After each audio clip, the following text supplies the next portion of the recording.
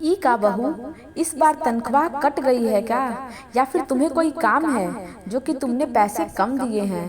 तुम तो जानती हो इतनी महंगाई में महीना पूरा होने से पहले ही पैसे खत्म हो जाते हैं। गोत्री जी ने अपनी बहू महिमा से पूछा। महिमा और आरव दोनों ही जॉब करते हैं, लेकिन दोनों ही अपना खर्च निकालने के बाद अपनी सैलरी लाकर गंगोत्री जी को दे देते हैं। दोनों ही खासकर महिमा घर गृहस्थी के खर्चे की जिम्मेदारी से बचने के लिए ऐसा करते हैं। वो निश्चिंत और आज़ाद रहना चाहते हैं। गंगोत्री जी भी तो यही चाहती थी। उनके लिए तो ये सोने पर सुहागा जैसी हो गई। मम्मी जी, सैलरी पूरी आई है। वो क्या है, पापा की जॉब छूट गई है। 3 महीने हो गए, उन्होंने हमें बताया भी नहीं।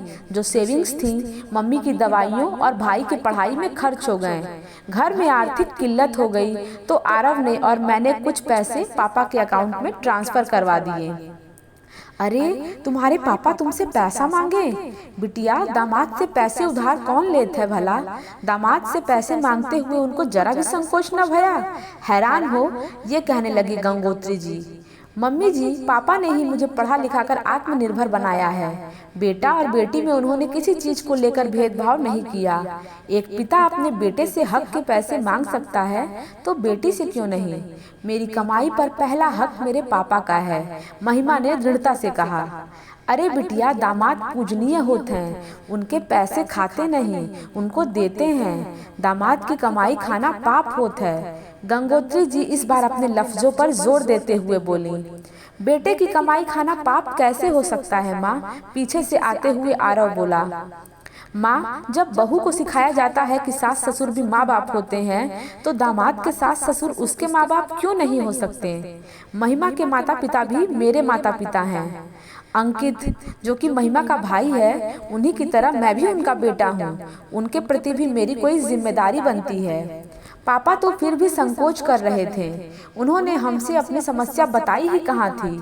पापा लोग अपनी समस्या बच्चों से बताते कहाँ हैं। वो तो खुद समस्याओं से जूझकर उसका हल ढूंढते हैं और बच्चों के सामने मुस्कुराते रहते हैं। वो तो महिमा ने अपनी चाचा की बेटी से बात की तो पता लगा। फिर भी पापा पैसे कहाँ ले रहे थे?